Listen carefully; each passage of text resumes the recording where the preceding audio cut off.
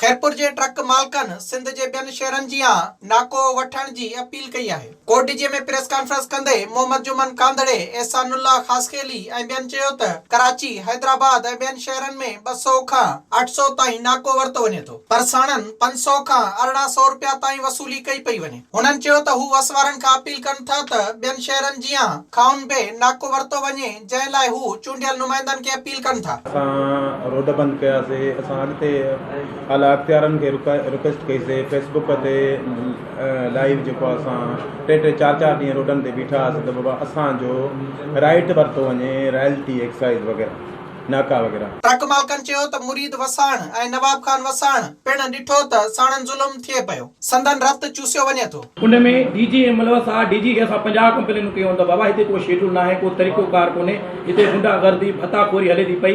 असां उन्हनि खे बार बार चऊं पिया, लेकिन हू ॿुधण लाइ तयारु कोन हुया, छो जो हुननि जा गीदा हमेशह गरम कया पिया वञनि, असांखां रत चूसियो पियो वञे। ट्रक मालकन मुतालबो कंदे चयो त शेड्यूल न ॻाल्हाए जाइज़ टैक्स वरितो वञे। विज़िट कयो अवामी आवाज़ मीडिया ग्रुप जी वेबसाइट awamiawaz.pk।